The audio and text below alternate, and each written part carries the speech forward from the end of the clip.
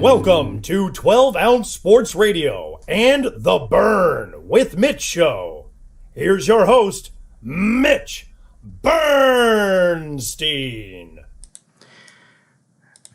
Welcome, everybody. How are you tonight? This is your host, Mitch Bernstein, on 12 Ounce Sports Network. You're listening to The Burn with Mitch Show. Thank you for being here. Really appreciate you listening to the show tonight. And I want to thank those of you out there who look at the tweets that I send out and retweet them and like them. It's very much appreciated. It's social media helps us get more folks listening, and in terms of their folks who have specific interests, like we have with our guests tonight. So thank you for doing that. I really appreciate it. Broadcasting just outside of the city of Philadelphia, south of Philadelphia, actually.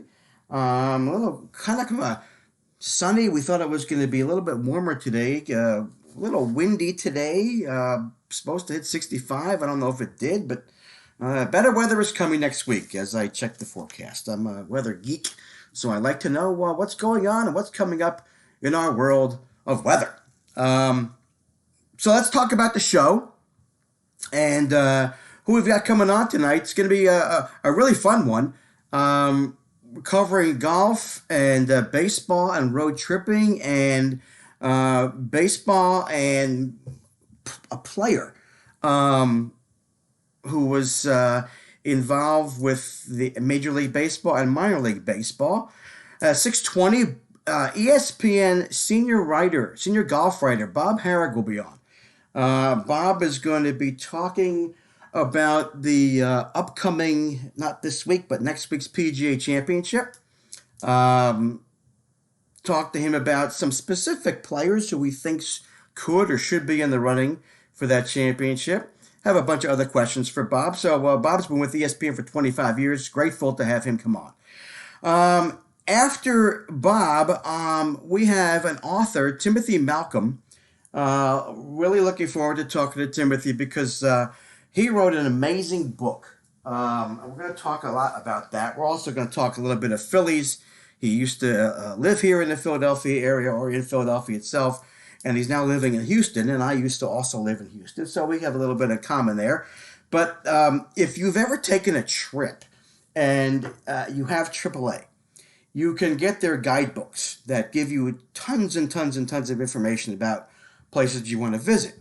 Well, if you're familiar with that, then you will be simply in love with this book that he wrote that's called Baseball Road Trips, the complete guide to all the ballparks with beer, bites, and sights nearby. I have a copy. It is absolutely amazing. He's organized it similar to those guidebooks, divides it up by areas of the country, and gives so much information. And I think the best part in the back of the book, and I really haven't opened it yet, is a baseball road trip. It's an insert to the book. It's a map of the United States, and you can hear me opening it right now. And it shows every single ballpark on the one side, and on the other, it lists the different areas of the country and the ballparks that are listed in each area of the country. So just a really complete guide to your baseball, to a baseball road trip. Now I'm going to have a hard time folding this darn thing up. You can probably hear me struggling. All right, let's fold it. One more fold. Will I get it? Hold on a minute, folks. Appreciate your patience here. Oh, I got one more bend in this thing. I got to put this back in the book. There we go. I got it. Okay. So, amazing amount of information there. I'm looking forward to talking to Timothy about this book. And finally, at 7:25, Cody Decker will be on. If you don't follow Cody on Twitter, you should. He's really fun. He's the type of person, I'm guessing, that just lays it all out there, doesn't care what he says or how he says it, but he is who he is. He had a bigger minor league career than his major league career in baseball. We're going to talk about that. He's heavily involved in the Israeli baseball team. I understand from reading about him, he's a kind of a prankster. So we'll talk a little bit about that. And he was inducted into the Southern California Jewish Hall of Fame in 2020. So we'll talk a little bit about that too. So fun show tonight. We also have if you didn't see my tweet about 15, 20 minutes ago, special announcement about a giveaway. And we're going to talk to Tim about that. Timothy. We're going to call him Timothy when he comes up at 6:55 because I want to let him know that we are doing this. So that's our show. Thank you for listening to 12 Ounce Sports Network. We really appreciate it. Give you a quick bit of information about Captain Lou. We've missed Captain Lou for a couple of weeks there. He was having some computer problems. But after my show, 8 p.m. Eastern Time on 12 Ounce Sports and Zingo TV, channel 761, he's talking Stanley Cup playoffs with Tyler J. Marcotte. He will be talking about the NFL draft with Todd Quarter. You can find Todd at Quarter Todd. And he's talking a little bit more about Major League Baseball, talk NBA play-in scenarios, and the Aaron Rodgers drama. So that's going to be, that's an interesting topic, Lou. So look forward to hearing you on, get your thoughts about, is Aaron Rodgers really going to do this? I heard he's going to lose a boatload, millions of dollars if he doesn't come back to the Packers. I can't see him doing that. I just don't think he's going to give up. It sounded like it was over $30 million if he doesn't re-sign with them. So I guess we shall see as we go forward. Lots of other sports information it's out there that we will talk to some of it with Cody about. One of them that came out today, or I guess it was whether it was yesterday or today, about the Oakland A's and Major League Baseball wanting them to get a new ballpark, but they're having some problems with the folks in Oakland about moving out. So I think Cody will have an opinion on that.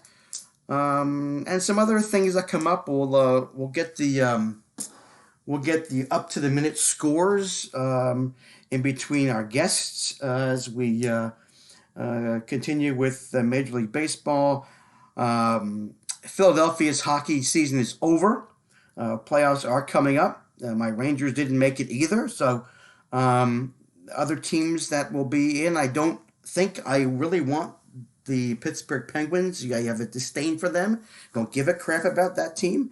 I don't want them to go anywhere. So I don't know if I have a favorite this year. It's one of those things where there's no really local team I'm rooting for. So we'll see what happens there. NBA, tonight the Sixers win. They clinch the first seed. I got a feeling they're going to go to the NBA Finals. I think that they are playing well. They're going to step it up for the playoffs, and they're going to get there. I do believe they're going to get there.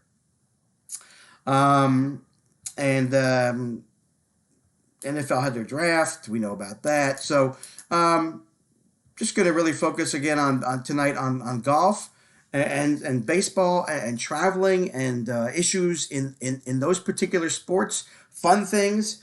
And speaking about a fun thing, I must give a shout out to my daughters, my twin daughters, Sarah and Kelsey.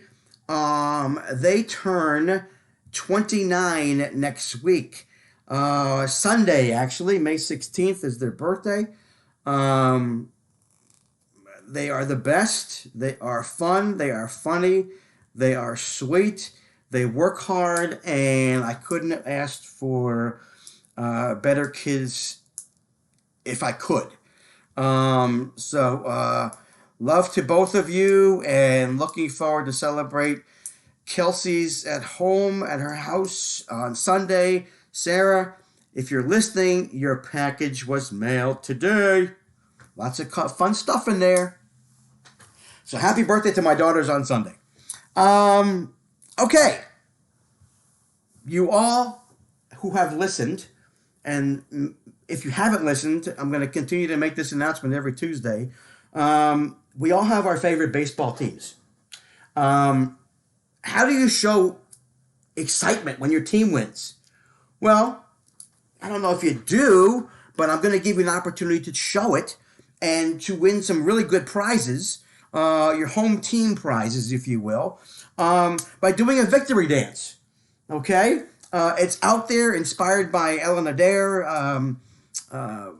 Phillies fan, baseball fan. She does a victory dance every time the Phillies win. We would hope that she would be doing more, but that's up to the Phillies. So she does a dance every time and posts it on Twitter. And I thought, what a fun thing to do. We've talked to many folks around the Major League Baseball this year, and want to know. We want to get their fans involved, and Phillies fans too get involved in a victory dance contest. So here's what you need to do. You need to make a 30-second video, no longer, with music in the background, with no vulgar lyrics, no vulgar gestures while you dance after your team wins, and you must represent your team. Get that thing done, take a video, and email it to Adair Burn with Mitch victorydance@gmail.com. It's a long email, I know. ADAIRBERNWITHMITCH victorydance@gmail.com.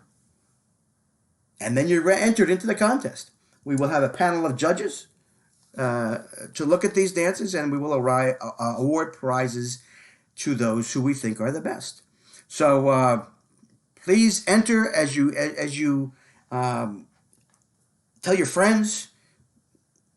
I would prefer solos, but if you want to dance with a friend, that's fine. That helps if makes you more comfortable. So please find a way to enter that contest. We're taking entries through the end of June. We were going to go to the end of May, but we're going to go through June. So plenty of time to get your entries in for that video victory dance contest. All right, so we're going to talk a little bit about baseball as we go forward. I could rant about the Phillies here. Well, damn it, I will. We thought we had a great manager in Joe Girardi. Oh my gosh, total manager. He knows what to do. He's been involved with championship teams. He knows how to manage, but he is not doing the job that Philly fans were hoping he would do. He's making really bad double switches. He came in, and nobody mentioned this today, I heard on Sports Talk in the Philly area, 2 different stations, 2 different reporters coming on that follow the Phillies, and we're talking about the closer role. Keyword, role. Joe Girardi said he likes his players to have a role in the bullpen. Well, he's sticking to that, unfortunately. When is he going to realize that our, quote, closer, Hector Neris, is not consistent enough? He's got options in the bullpen. A guy named Sam Kunmar, who throws 98, 99, 100, has been in. He's done well. He is somebody who we think should be closing.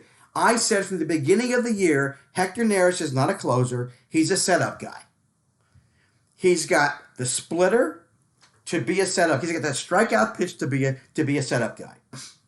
I don't know if you saw it, but last Saturday, the Phillies blew 3 different leads. The first one was a save situation for Hector. He has Pablo Sandoval down 1-2, and he throws him a fastball up and over the plate. What does Sandoval do with a man on base? He hits a game-tying home run.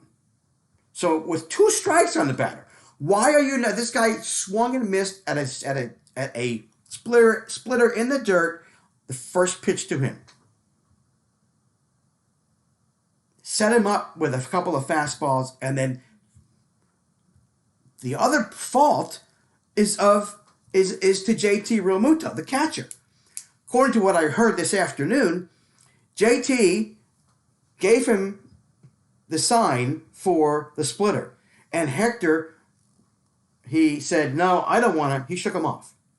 Well, at that point, if JT's a leader, which we think he is, you go out to the mound and you say, "Listen, throw the splitter."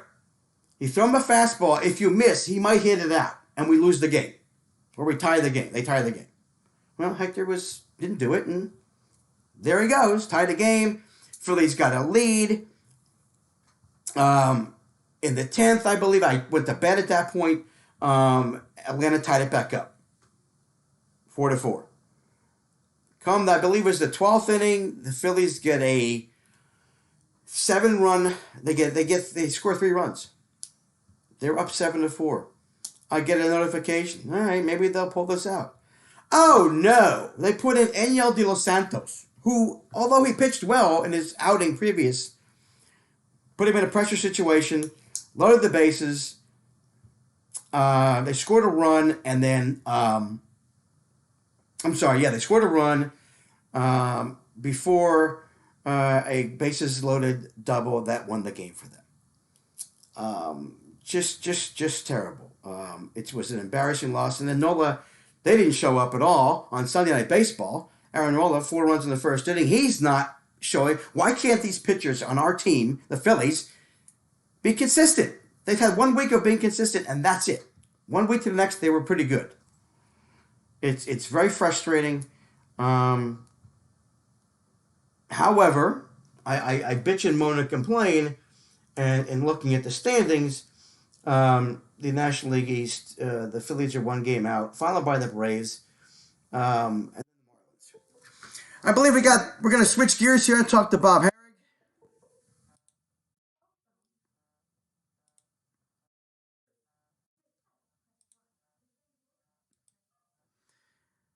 Hello, Bob. This is Mitch. How are you? This is Mitch Bernstein. How are you? Hey Mitch, how's it going? Very good, Bob. Thanks for taking the time to give me a call. I really appreciate it. Yeah, no problem. No problem So, at all. Bob, where are you right now? Where are you calling from right now? I'm in Florida, and so by the way, I saw your thing about Arizona. I'm not the best at person to ask. Okay. Yeah, Yeah, Cody, who's coming on at 7:25, is you saw that he's out there, and right. he was asking. I said, "Hey, who better to tweet out to Bob?" Um, but I'm gonna be interested to see if Cody found a place to play golf in Scottsdale. Um, so, Bob? Are you at the tournaments these days? I was at the last 2, Okay, Valspar, and I was at Quail Hollow for the Wells Fargo. I'm going to the PGA next week. good. I figured you would. Yeah, Yeah, yeah, yeah. You get excited about the majors, I'm sure. absolutely.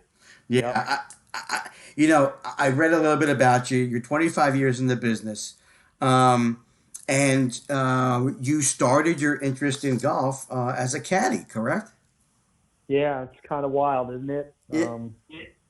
Because when I started doing that, I knew nothing about it. And that's sort of how I learned golf, as being a caddy. I did that for 10 years, all the way through college. Mm-hmm. So, yeah, that was a great life experience, actually. Yeah, I mean, did you? So you was it Inverness that you were caddying? Is that where I read? Yeah, it's a course in suburban Chicago, Mm-hmm. Inverness Golf Club. Yeah, Right. and it was probably about a mile and a half from my house growing up. And when I started, I used to ride my bike, and then as I got older, I got lazy and I just drove there. So, That happens. yep, exactly. So it was, and I still to this day remember the course like the back of my hand. I must have probably been on that course 1,000 times, Mm-hmm. So yeah, it was a great way to grow up and get exposed to golf, and obviously it helped lead to a lot of things I still do. Yeah, I was reading that you really weren't necessarily going to be getting into the golf world, but it sounded like things just happened the right way for you, and here you are, 25 years writing golf. Yeah, I mean, I think when you go into sports writing or sports journalism, the first thought, and I know mine was covering, the big sports, baseball, football, basketball, what have you. And I did that. I covered college football here in Florida for 9 years. I covered Florida State.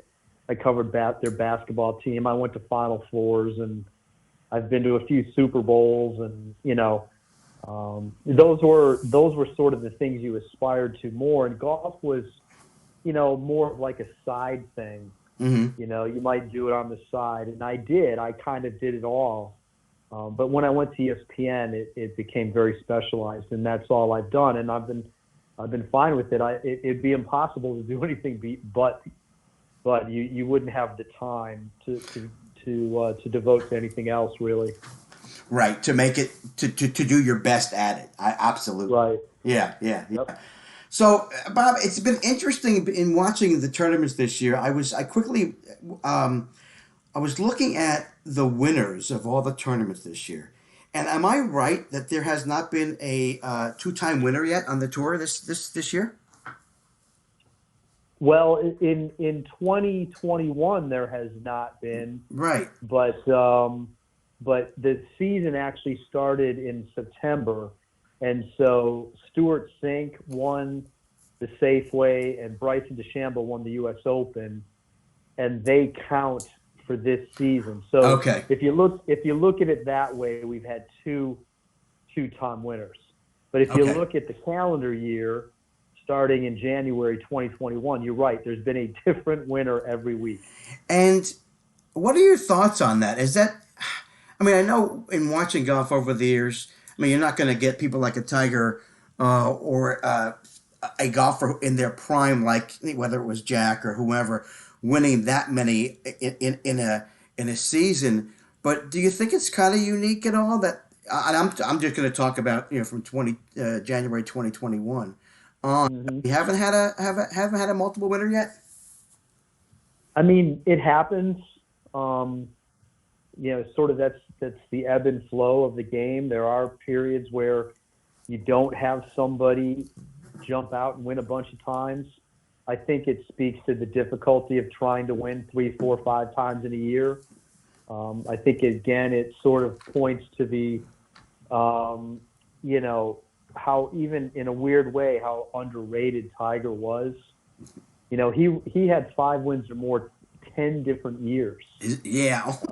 That's a stat. Yeah, that's a great stat. You're right. That's amazing. And Phil never won 5 times in a year, and he won 4 times twice. And Phil's got 44 wins. Right. So it's not that easy. I actually think the game kind of likes it, though, when there's somebody that steps up and wins a few times. It gives you more of a sense of who to shoot for. Mm-hmm. And right now it's pretty wide open. How do you pick the PGA Championship right now? Rory just won, but he hadn't won in 18 months. Right. Hideki Matsuyama won the Masters. He hadn't won in a couple of years. Right. Dustin Johnson hasn't won since February. Spieth has won 1 time, but that was his first win in a long time. Koepka's been injured. Jon Rahm hasn't won this year, even though he's been incredibly consistent. Right. Justin Thomas only won the Players' Championship and has kind of had his frustrations other than that. So, how do you say who's going to win next week, especially at a course that nobody knows? And that's it. I want to hit that in a second. And my second question to you, and you just answered it, any way to predict who can win from week to week? Why or why not? And so you answered that one. Here's a theory that I have. The competition is pretty close. Anybody could win any given week, as opposed to when, again, Tiger was in his prime or Phil was like, okay, that's the guy pretty much. But it also depends if you were to look back in terms of the type of courses, and you're saying this course hasn't been played. So that's interesting too. But if you were to in a regular, I don't know what a regular year is, would if you were going to go predict or try and figure out who's got the best chance, you'd still look at the players who've got a history on a certain course, wouldn't you? Yeah, history or guys who are playing well. Usually form overrides the venue. If you're a really good player, you figure it out. You shouldn't be hamstrung by the course. It's more when you're not on top of your game that the style of course, I think, might impact you more. To your point, I think as time has worn on, fields have gotten deeper. There's more really good players. Look, Tiger had plenty of really good players to go up against. He lost to some guys who didn't win much, like Rich Beam at the 2002 PGA, Michael Campbell at the 2005 U.S. Open, Y.E. Yang. Those guys never won on the PGA Tour again after beating Tiger. But yet they were good enough to do it that 1 week. And I think that's gotten even better as we've gone on. We have a guy like Sam Burns who won a couple of weeks ago. He's a really, really good young player, but it was his first win. They're not. It's just not that easy. So for somebody to emerge out of that, usually says something about how good they are. It has been interesting. Listen, we all love the romantic part of being a golf fan is seeing that player win for the first time, right? That's their dream. Probably 99% of those guys come off the 18th, with a huge hug for the caddy. Whether the wife or girlfriend is there, tears are coming down. I mean, it's huge for them, right? So as a fan, I feel that's okay. That's pretty cool. But again, that tells you from week to week, Bob, these guys have, and I'm going to start playing golf again when I go down to Wilmington in North Carolina in September when I move. But when I was playing, and I wasn't very good, I would shoot 90s. No, I'm not anything good. But there was a point. It basically took me probably 10 years. I had one set of lessons when I first got my clubs, and then years to develop a comfort with my swing. Okay, so the pros know what their swing is, right? They know how to do it. Yet sometimes from day to day, it goes awry. Yeah, to me, that's an interesting part of the game of golf. That's the problem with golf is you never really have it mastered. That swing comes and goes. If somebody could figure that out, yeah, and bottle it, yeah. But the idea to repeat a golf swing, especially under pressure, yeah. The best in the world have trouble doing it. Well, how are the rest of us supposed to do it? I mean, it's hard for us to repeat, even just in the calmest of conditions with nothing on the line. It's just, the body doesn't work that way. The mind and all the things that are required to get the club head in the proper position and follow through. They spend hours upon hours trying to groove that. And we go out there and hit 10 balls and go to the first tee and think we're going to have a swing dialed in. It's pretty, that's asking for a lot, really. It is. And because, and tell me if this is right, because they're professionals and even the really good amateurs, right? Even the guys who play on their home courses who shoot 70s. Golf involves such a nuanced mechanic, right? And it's exacerbated, if I'm right, because they're a pro. So if they have their contact with the ball must be in a certain way to get it straight. If they don't, because they're a pro, because of the clubs that they're using, high end, and the balls, it really makes that ball slice or hook. Is that right? Well, I think they have an ability to control that better. But what it does mean, though, is because they hit it so far, their misses are going to be bigger. Mm-hmm. Their rate of dispersion, as they say, is greater. And so, there's this careful what you wish for as far as hitting it so far, because when it goes offline, it's going to go offline further. Right. And you might be deeper into the rough. But yet I think at the pro level, what they've found is a guy who hits it 340 and gets it way out there, and he's even in the rough. he's that much closer to the green, and so his shot is easier, even though he's playing out of the rough. Mm-hmm. And they're willing to take that risk. Bryson DeChambeau. Absolutely. I mean, and then there's an added dimension with him, his single length clubs. If he's hitting a wedge or a 9-iron out of the rough, he's got more speed because he's got a longer shaft. And you know, he's really dialed that in, you know, so he can get that ball way up in the air, which helps him stop it on the green. Mm-hmm. So, you know, nobody else does what he does with the single shaft irons. You know, he basically has between a 6 and a 7 iron in every iron. And I think that really helps him on short iron shots because he's still got the loft, but he's got the longer shaft, which helps you hit it farther. And, you know, he's hitting wedges, unbelievable distances. And when you're coming out of the rough and can hit it way high, that helps you get it a lot closer. And it takes away some of that danger of going into the rough. Obviously, if your ball's buried or you can't get the club on it, then that's a whole different story. Right. Yeah. Yeah. Kind of like, you know, when I used to play. What do I do with this? Okay, well, I'm just going to whack it and see if I can get it out of there. You know, and then it goes 3 feet. It's like, son of a gun. The other thing that amazes me is, you know, I have a temper. And I used to be really, really bad on the golf course. I mean, my brother-in-laws tell stories about me and, you know, flinging clubs, and it's so hard. So my wife told me once, she goes, look at these guys when they hit a bad shot. What happens? And that's what amazes me. They have that whole mental thing down. I mean, we've all seen them, right? I mean, even this past weekend, but and they bend over, like Rory hit a bad shot on the 18th, and he bent over and he was like, oh, probably thinking, what the hell am I doing? I just need to get it on the fairway, and I don't need to put this extra pressure on me.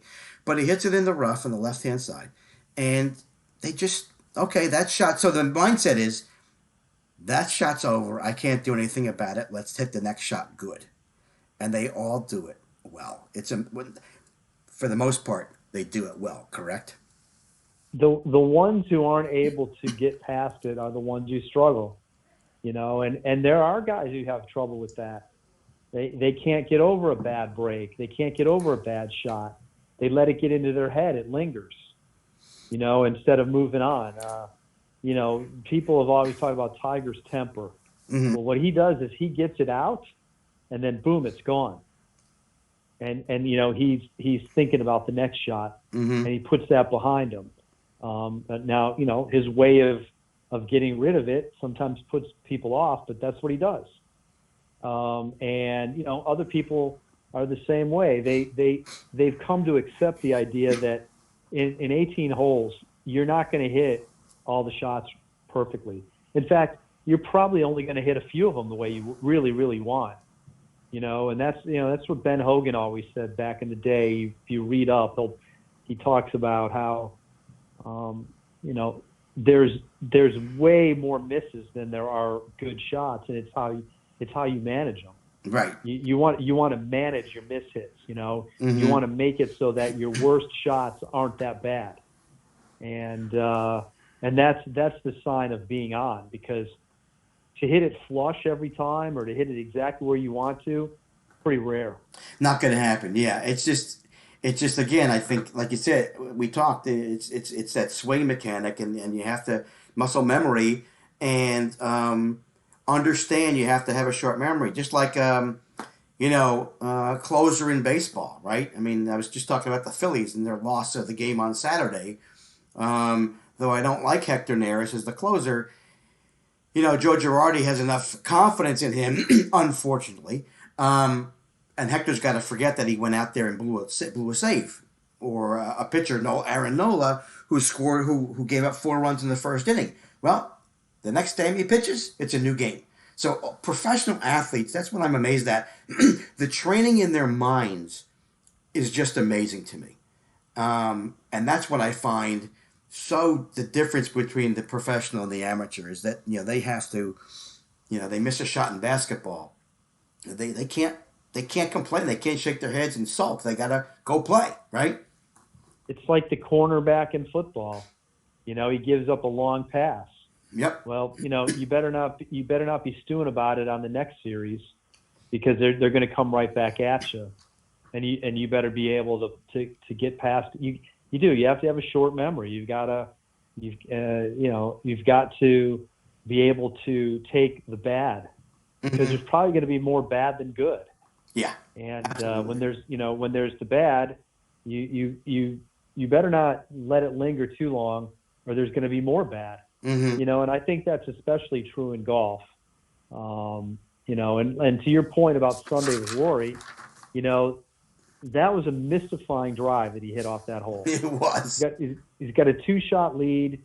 He knows he's just got to get that ball in play, and he still wasn't. And he had a 3-wood instead of a driver, which is, in theory, more control. Right. And he still hooked it almost in the water, took an unplayable anyway.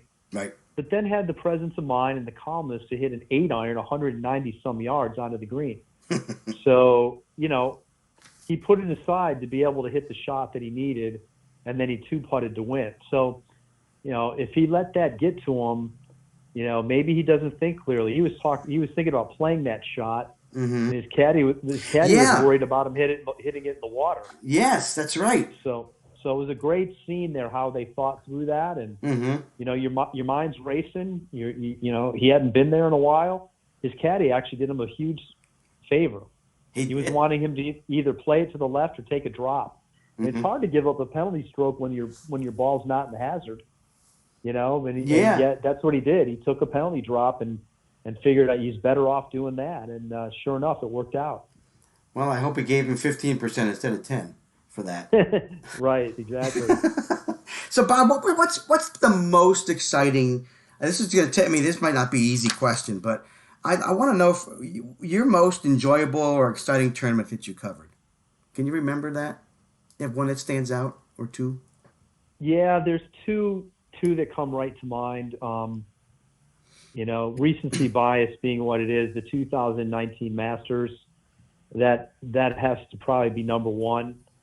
I've been doing this a while, and I'm not sure we ever thought Tiger was going to come back like that, and to win a major after not having won one for 11 years, to win a 5th Masters after not having won one for 14, all he had been through, that was pretty big.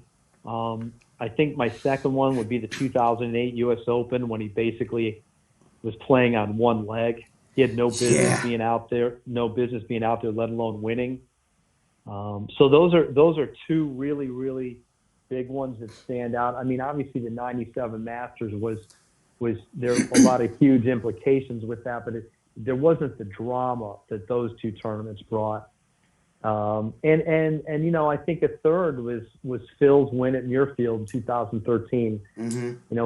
Phil never played links golf very well. He had a poor record in the British Open. He just never really grasped that style of play. But the week before, he had won the Scottish Open, and he sort of opened up his mind to a different way of playing. And on Sunday, I believe he was 5 back, and he said he was going to go out and win. And he had a lot of good players in front of him: Lee Westwood, Tiger, Adam Scott. I mean, guys who had won majors. Westwood hadn't, but Westwood was an excellent player. And Phil went out and shot the round of his life. Shot 66 on a hard course and ended up winning by a bunch. So those three to me, there's tons I can probably come up with, but those three are hard to beat. Yeah. What about I remember this and the call with Jack winning in '86. I mean, I remember watching that, and that was just awesome that he had. Yeah, that would have been one I was watching too. I wasn't around for that one, but of course, that was one that it's hard to not. I probably watched the replay 100 times. And it's still great to watch. And you think of all the people he beat that day. Yep. Greg Norman, Nick Price, Seve, Tom Kite, Tom Watson, they were all in it. And, he's 46 years old. He's, sort of counted out, 2 years removed from his last win. He's still the oldest Masters winner.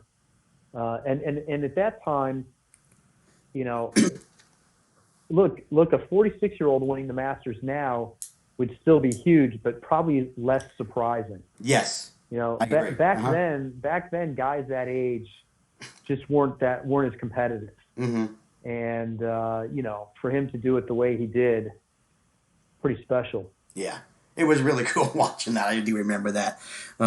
Just amazing. So it was, Rory really was so thankful that the fans were back.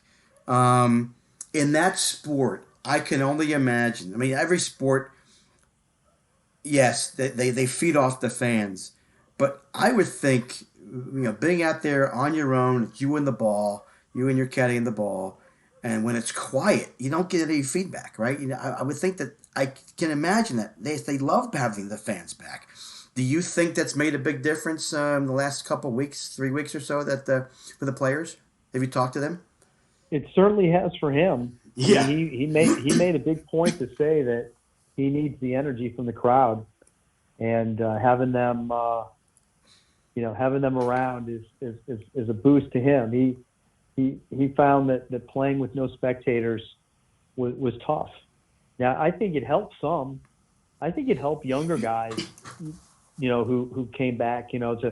There's pressure involved with all that noise.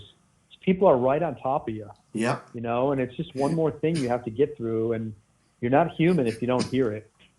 And so I think in some ways it helped guys, but for veteran guys who've been around it, it's an advantage. Mm-hmm. You think the crowd didn't help Tiger at the Masters in 19? Yeah. I mean, they were cheering for him, and it made it harder on the other guys. Yeah. That's the advantage he has.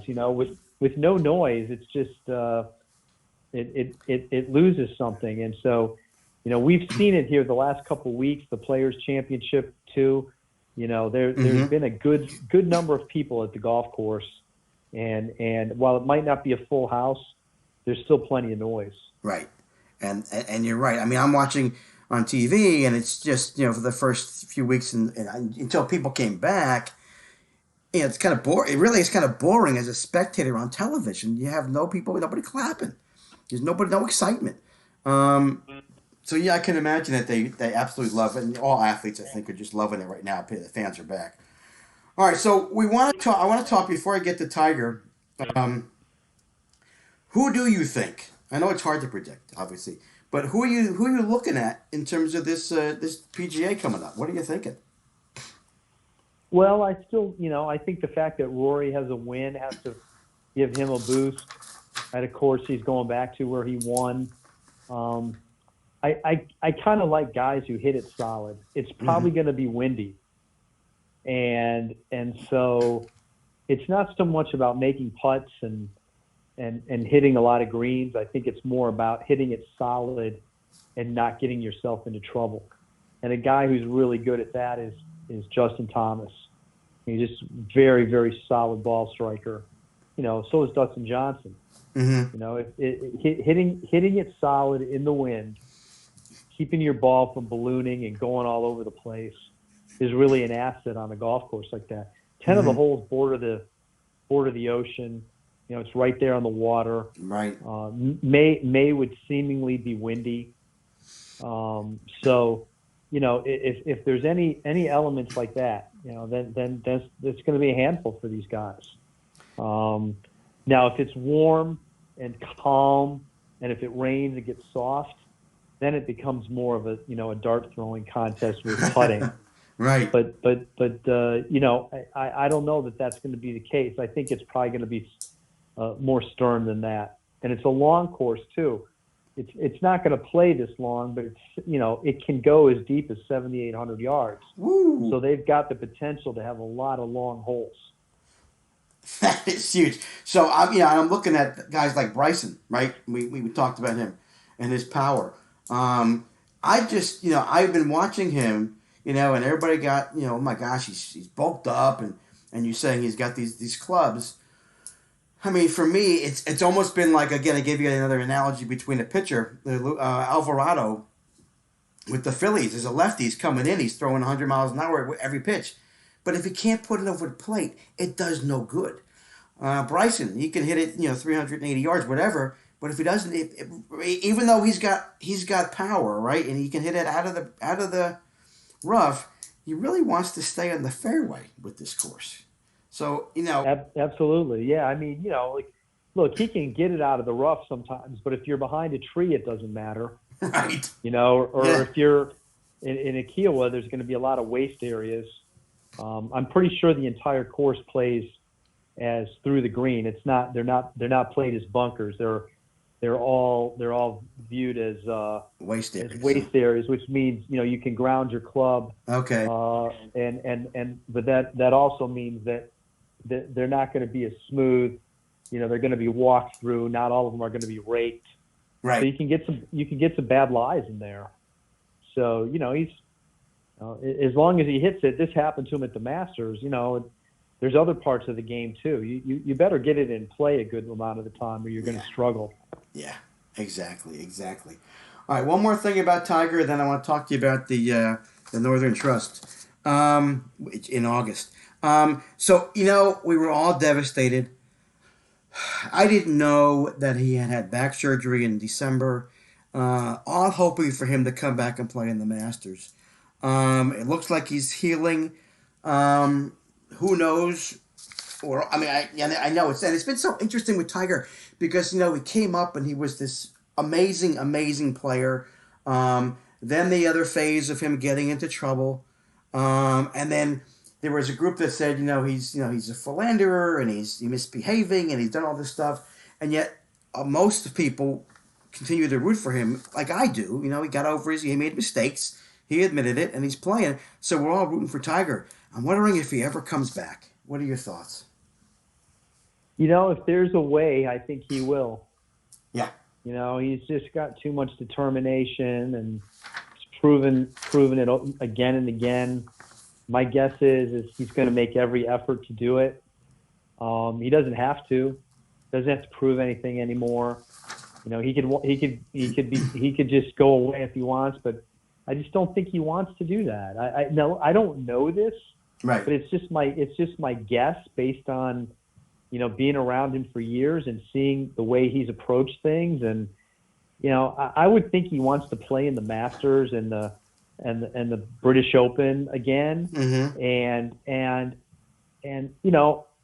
if he can adjust his expectations, if he can do it with the idea of maybe, just maybe, he won't be as competitive as he'd like, then I'll think he comes back. If he feels like he has to get back to where he was at one time, that's a long road away, especially for a guy who's 45. Right. So, I think getting back out there and playing, competing is just a tremendous goal. He's got a son who he wants to see him play. I think his determination is such that if there's a way, he's going to try and do it. Obviously, we don't know the extent of the injuries. How bad is his foot, his ankle? Will these things heal properly? Can he walk well? There's a lot to the golf swing in your right leg if you're a right-handed player. Yeah. But I mean, he's got the best doctors, trainers. He can when he's allowed, he can put in the work. And so if he's willing to go through all that, look, in a weird way, a very, very weird way, not that you would ever want it to come about this way, but because he's been sidelined, really, he hasn't hit a ball or many since like January or I guess February. He started hitting some wedge shots before the accident. He's going to go months without really swinging a club. Right. Maybe 9 months, maybe a year. And that's good for his back. Yeah, absolutely. It allows his back to not deal with the wear and tear. And so when he rehabs and gets stronger and stretches and does flexibility stuff, and if his leg allows him to swing club, he might actually come back and and have some good feelings, because his back was killing him. That's why he had that surgery again, that procedure. Right. Yeah, I think he will. Like you said, I don't think he wants to. He's going to give it up unless the doctor says, you know what, you're done. But until he hears that, I don't think it's going to happen. That's just my feeling. Like you said, he's too determined. He's so determined to want to do this, come back. I just think he will try to do it. So it'll be fun to see if he does. It's so sad that it happened, because I think he, even though we thought he was going to come in the Masters, maybe he wasn't, but at least he was on his way back and healing, like we said. Right. All right. One more thing I want to ask. Do you know if you're going to be at the Northern Trust in Jersey City? We haven't gotten that far yet. I normally would be. Okay. I'm not sure if I'm going to do all 3 playoff events, because it's the BMW and the Tour Championship. Mm-hmm. I would expect to do at least 2 of the 3. So I'm not sure if I'm going to do that one or the BMW. I'll definitely do the Tour Championship. Right. Or I could do all 3. I was at the Northern Trust 2 years ago. Mm-hmm. That was the one that Patrick Reed won. And so I would like to be, certainly. I'd like to do them all, all those ones if I can. The reason I ask is because I'm actually volunteering at the Northern Trust on Wednesday and Sunday. So if you end up showing up, I would love to meet you. That'd be great. You know how to find me. I do. You tracked me down. Yeah. I appreciate that. No, that'd be awesome. I just doing this. I've been doing this sports talk radio thing for about a year and a half, and just thankful to those who have been amenable to coming on, and just love talking to those of you who in the sports world. Just love it. Authors, artists, and some athletes. So I really appreciate you responding to me, and thank you for coming on tonight, Bob. It's just terrific. I really appreciate you doing it. No problem. Happy to do it. All right, Bob. We'll look forward to the PGA in a couple of weeks. We'll see what happens this week, and I want you to continue to be safe and have a good rest of the night. Thanks. You as well. Thanks very much. Okay. Take care. You too. Bye-bye. Bye. So golfers, that's a little bit of information about Tiger and the PGA. We're going to take a quick break, 2-minute break, a little commercial break. And we'll be back to talk to author Timothy Malcolm about his incredible baseball book. All right, so go take a rest, go get a drink, go get a snack. We'll be back in 2 minutes.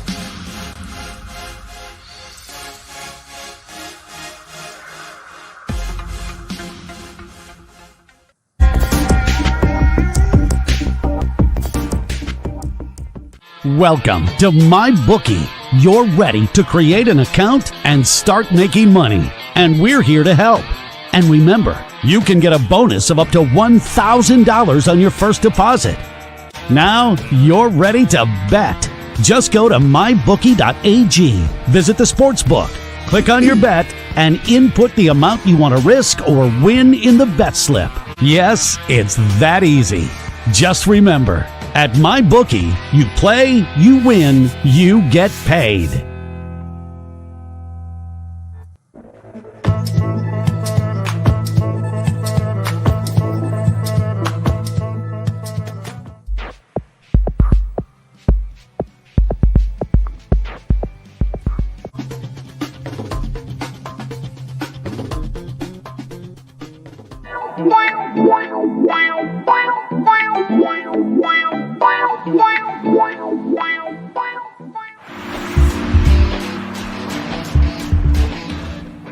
Change your game with the all-new Pro Rock Hockey Stick, a Canadian company providing a top-of-the-line twig at an affordable price. Pro Rock sticks are extremely lightweight, balanced, and provide the perfect kick point. Get your fully customized stick today at ProRock.com. Play like a Pro Rock.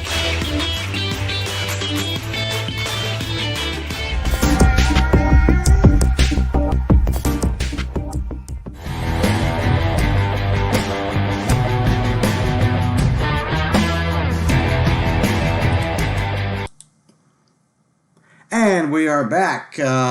We will be hearing from author Timothy Malcolm in just a few seconds. We're going to talk about his terrific book called, where is that book? Baseball Road Trips by Timothy Malcolm, the complete guide to all the ballparks with beer, bites, and sights nearby. Oh, you have to get this book, folks. Baseball fans, you got to get the book. Truly amazing. So much information on here. You won't believe it. So I'm looking forward to talking to Tim. I'm going to ask him some questions about his favorite ballparks. And here he is right now.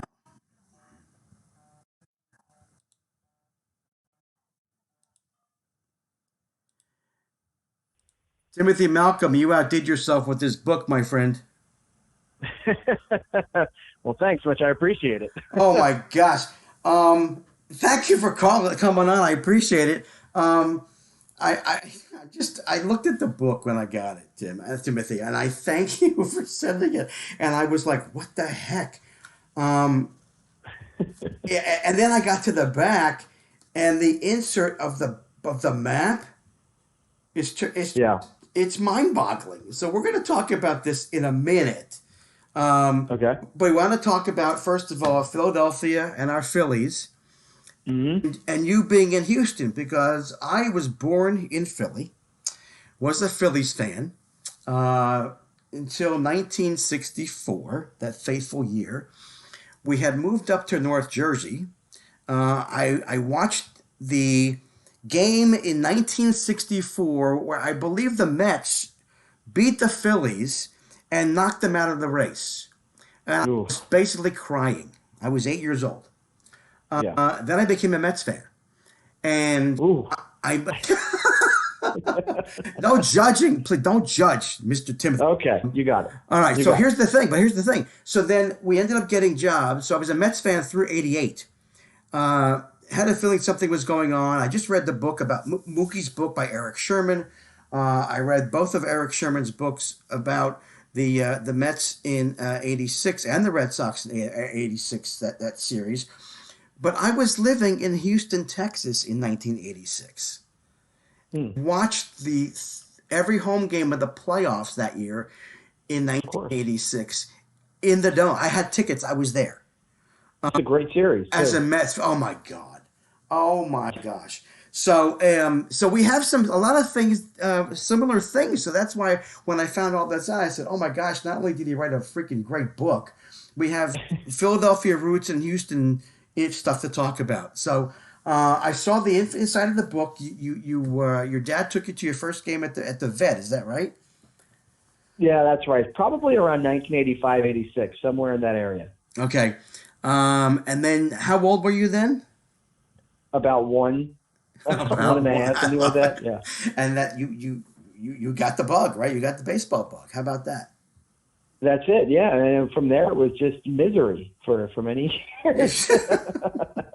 So true. 93, I remember. Yeah. But so when did you move to? When did you go to Houston? When were you in Houston? When did you start in Houston? So I was in Philly up until 2006-ish when I went to college. Well, I went to college in 2002, so I left Philly in 2002. Okay. But I was still writing about the Phillies and doing all that stuff in the 2000s. People might know me from my blog work, Phillies Nation, all that stuff in the past. Okay. But I left. I was in New York for a while, and I left New York for Houston in 2018. So I've only been in Houston for about 3 years. Okay. All right. So what? I just want to get your thoughts. We'll talk baseball for a second, and then we'll talk about the book. So when all this stuff happened with and you're still a Phillies fan, right? Yeah, still, it'll never leave me. Yeah. What were your thoughts with all this cheating that went on down there? What were people thinking down there? I mean, Astros fans are a proud group of people. Houstonians by nature are proud. They always. It's actually interesting because Houston. I feel like Houstonians are a lot like Philadelphians in that they find themselves sort of stuck between bigger cities or cities that have more culture, historically. Houston has Dallas-Fort Worth on one side, which is always the money city and the oil city and the J.R. Ewing city. Yep. And then on the other side, you had San Antonio, which was this very, cultural, colorful city. And then, of course, in the last 15, 20 years, Austin's really become the place in Texas, right? Young money and things like that. Houston's always been sort of the stepchild that gets stepped on and teased all the time, and people say that there's nothing in Houston to do.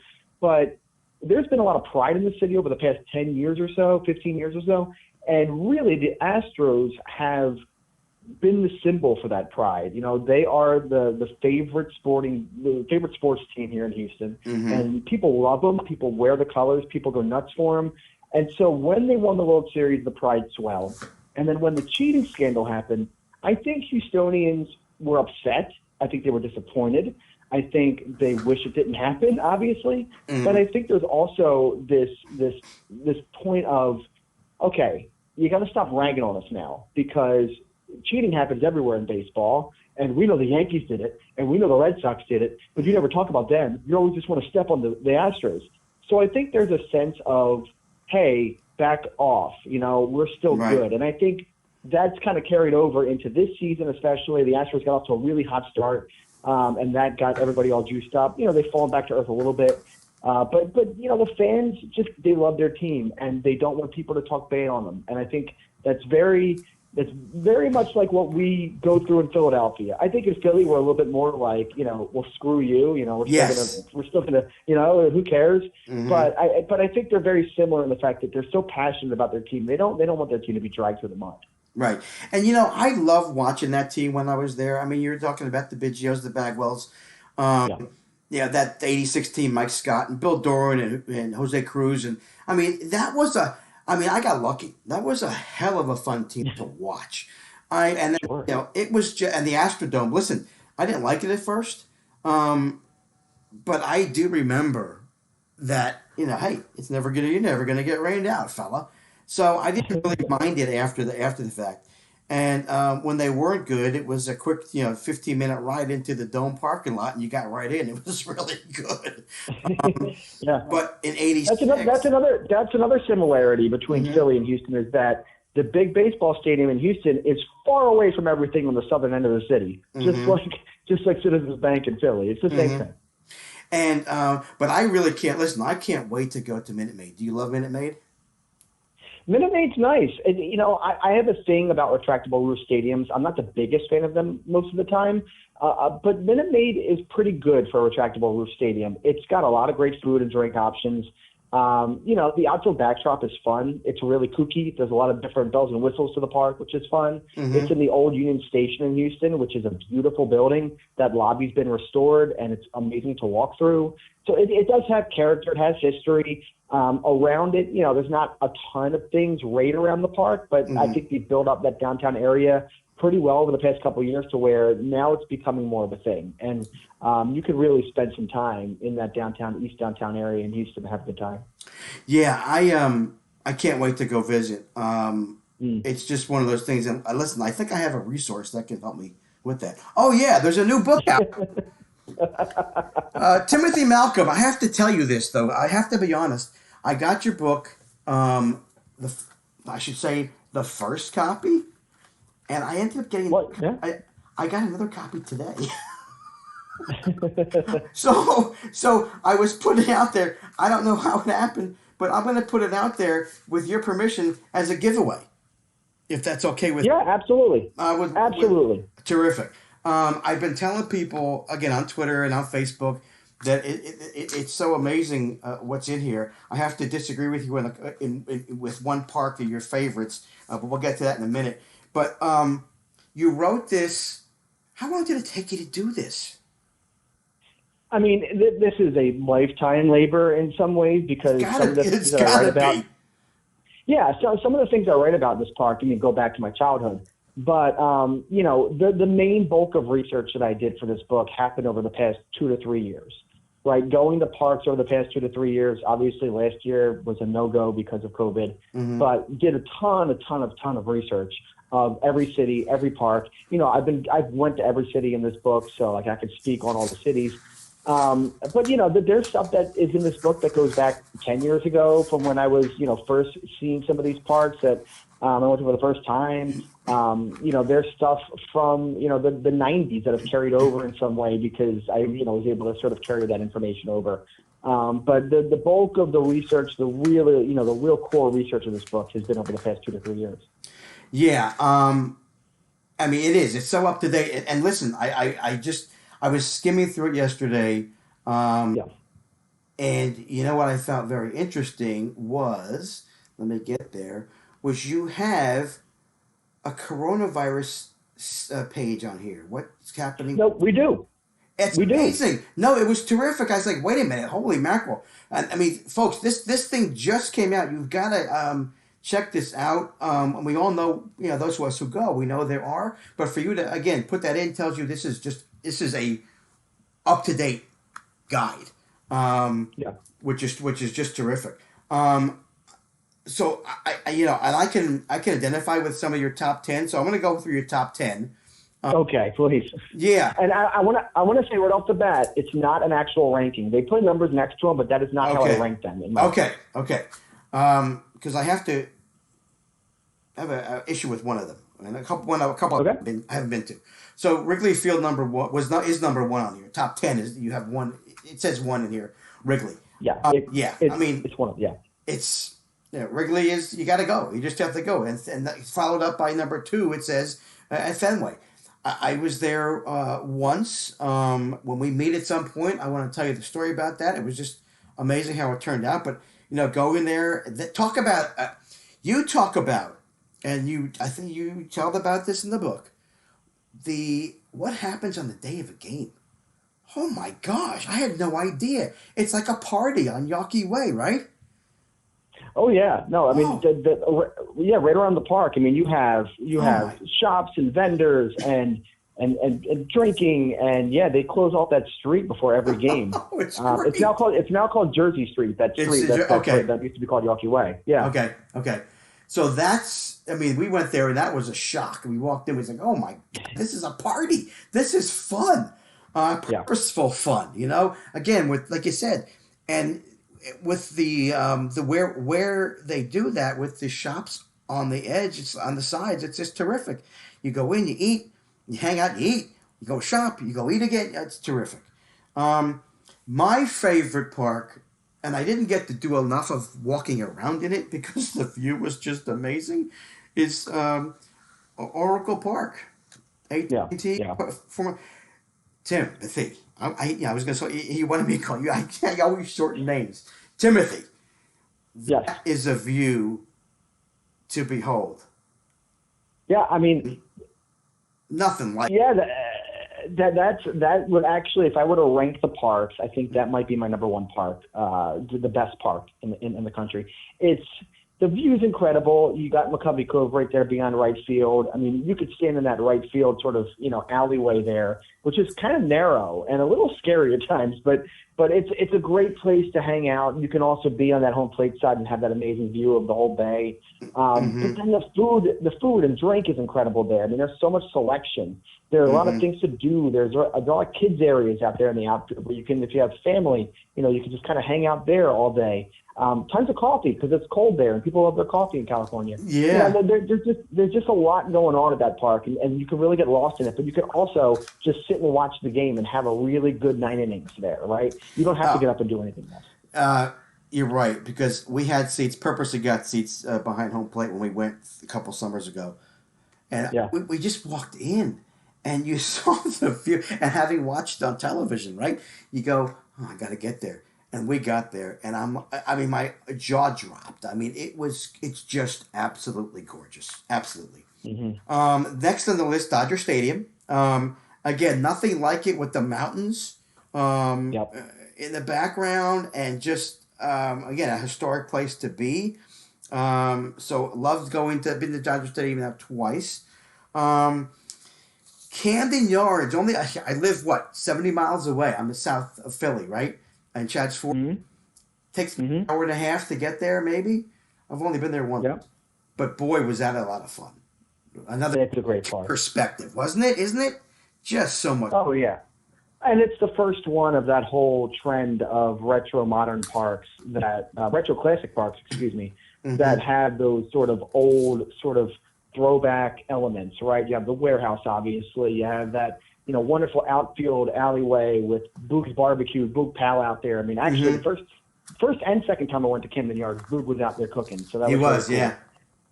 It's just a cool place to spot up. You could stand around that park and just watch the game from almost any angle. And it's great. And that area, they've really built that whole area up downtown in Baltimore where you can leave that park, go to a couple bars nearby, or if you want to just walk down to the waterfront, it's not that far, and you have tons of restaurants, tons of shopping, tons of, bars and stuff. I mean, that's a really great, day trip even if you want to do Baltimore. Yeah, I haven't, we didn't do much there except go to the game. But again, I told my wife, I said, we're moving down to Wilmington, North Carolina in September. I said, we got to go. We got to take you down there. You got to see it. So hopefully we'll get there again. And yes, listen, ticket prices, as you mentioned, that folks, Timothy does an amazing job in this book, and I'm going to go through them real quickly in just a minute after I review these top 10 of what he tells you about the parks.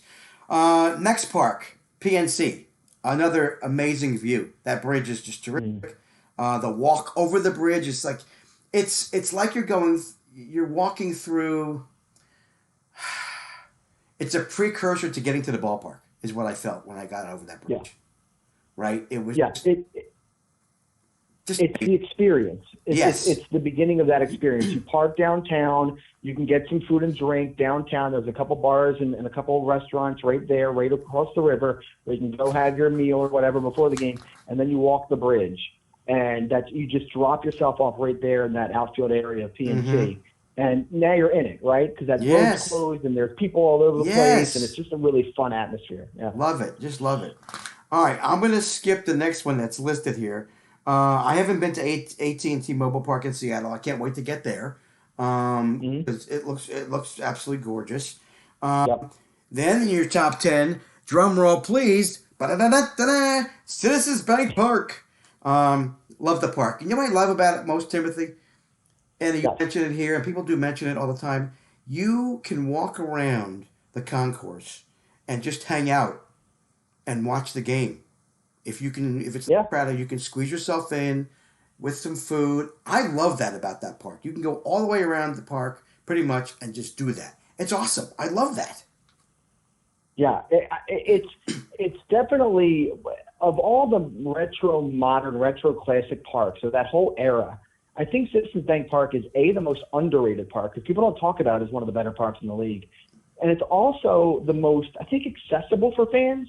In that, not accessible getting there necessarily, because it's not downtown, and that's a whole conversation. Yeah. But it's not hard to get there. I mean, the subway gets there, and it's not bad. Right. But walking around the park, the food and drink, like you said, the views, you could stand anywhere in that ballpark and be able to get a clear view of the game. It's really amazing. Like I've been in almost every position of that park. I've stood and had a ticket almost everywhere in that ballpark, and it's never been a bad experience, not one. And that's, you can't say that about other parks.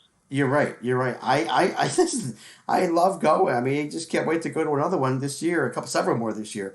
I love the park. Haven't been to Target Field, Minneapolis, Minnesota, but we will at some point get there. Now, here's my complaint. Petco Park, San Diego. We went there. To me, it was boring. It was boring. Yeah, so you could sit out out there and watch the game. I don't want to watch the game from out there. Okay, that was a thing that people talk about. You can sit out there in the berm and watch. I want to get into the stadium. It was, I just remember it being boring and bored watching the game there. Interesting. Yeah. I mean, I think the thing that Petco has going for it most of all, there's a couple things. One, the downtown location is great, right? It's right in the heart of that district there in San Diego that is just popping with bars, breweries. Like, you can really have a full day there in the Gaslight district there. Gaslamp, excuse me. It's a beautiful looking stadium. I mean, the Western Metal Supply Company there, it's aesthetically pleasing. Sitting there, it's a really nice view. It's one of the better views in the game. But there's also a ton of little things that they do for people, especially for kids and families. You have the park at the park there that's really fun. They have, what do you call it? There's some really good food there. Buena Forchetta, that's a great pie shop. Phil's Barbecue, really good barbecue place for San Diego of all places. The Padres Hall of Fame is cool. And that's it. Like, to me, I guess the Padres are a franchise that doesn't necessarily get a lot of notoriety, right? They haven't forever, and only now have they sort of been getting some buzz because they're young and exciting. But learning about the Padres, I think, is kind of an experience in a way, because I don't think a lot of fans remember, like, or know about Gary Templeton, or that Ozzie Smith played for the Padres. You know, like I think there's something to the mystery of the Padres, which kind of makes Petco Park really fun for me too. It's like exploring an entirely new franchise that you didn't even realize was as robust as it was. I'll have to get there again and check it out. But I just remember saying to my wife and I was like, this is kind of a boring place. All right, let's go on. Okay. By the way, the Phillies took a 1-0 lead in the top of the first. Harper hit a home run. There we go. Let's go. All right. So, folks, I want to go through real quickly which one chapter. I just happened to pick Baltimore, Oriole Park at Camden Yards. So what Timothy does here, he starts with getting there, planning your time. You know, he suggests a weekend sojourn there, and he talks about that with every ballpark. If you're opting for 3 to 4 days, he gives you that option too, what to do there. How to get there. Airport transportation, by car, by train, by bus. I mean, okay, you didn't mention bicycle. Shame on you. Oriole Park at Camden Yards. He talks about an orientation, about where to go and how to get in. Tickets and pricing. Seating plan. Where to buy tickets. And this is for every park, folks, in this book. Your best day at Oriole Park at Camden Yards. He does that for every ballpark. 9 hours before the first pitch. 7 hours. 6, 4. Absolutely amazing. Best seats.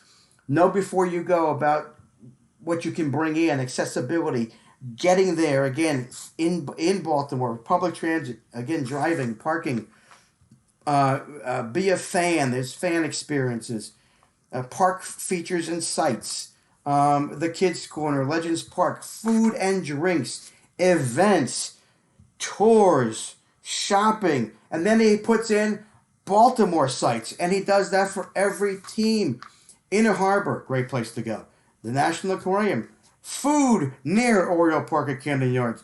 Other neighborhoods, downtown and midtown. This is the most comprehensive thing you can read. Bars and breweries, other neighborhoods, recreation. Timothy, Malcolm, accommodations, and then again getting around, taxi, Uber, Lyft, and by car. I mean, and then wait a minute, stop.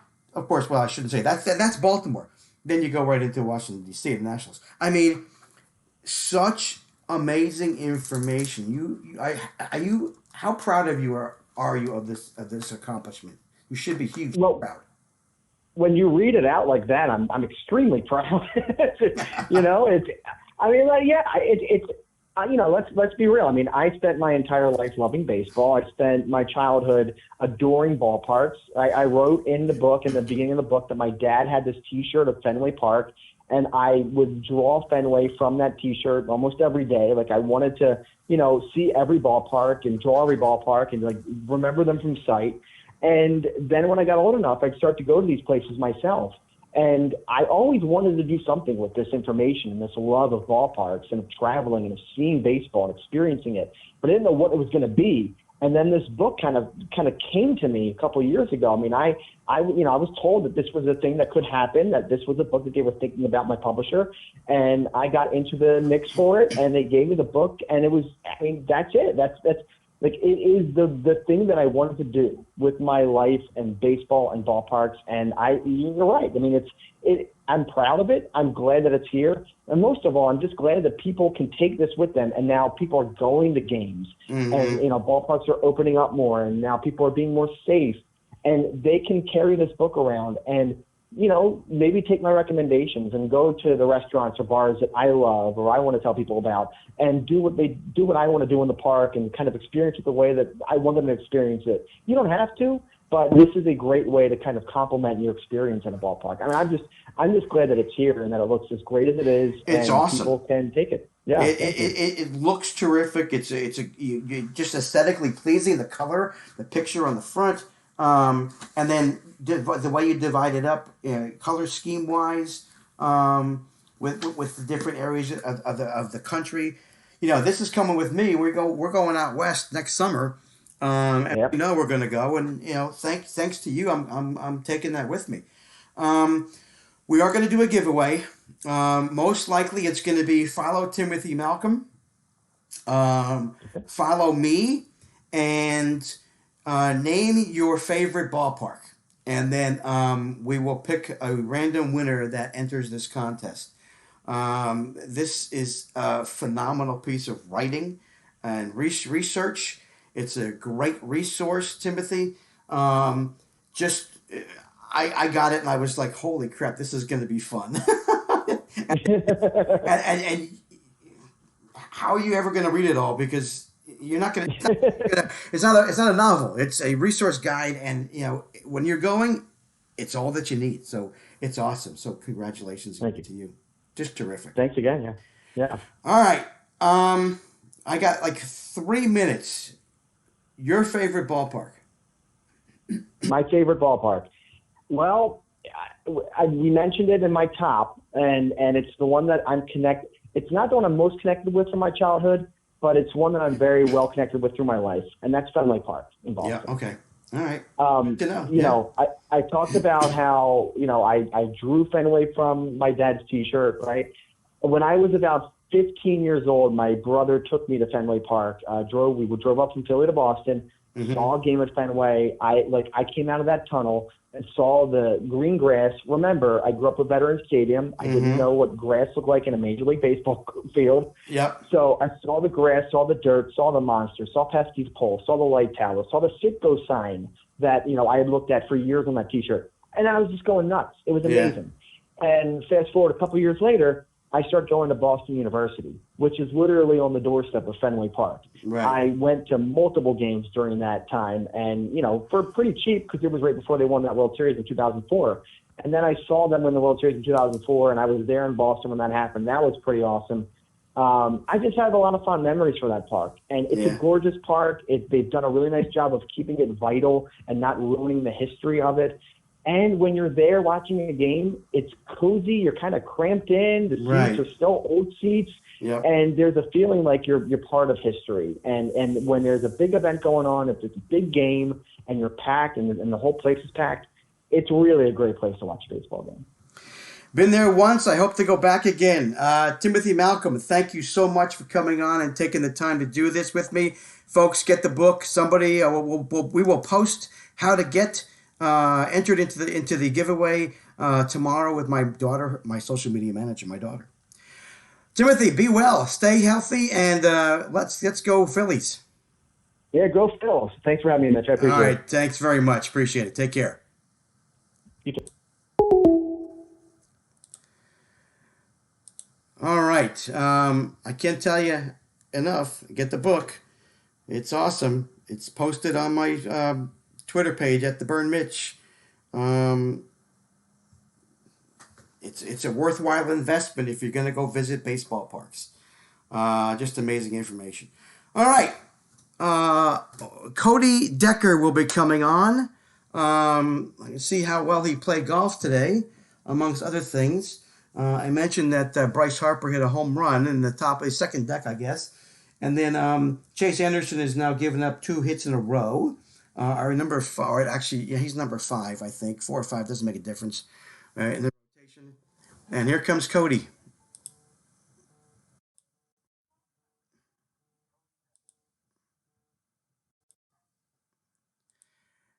Cody, how are you? This is Mitch. How you doing?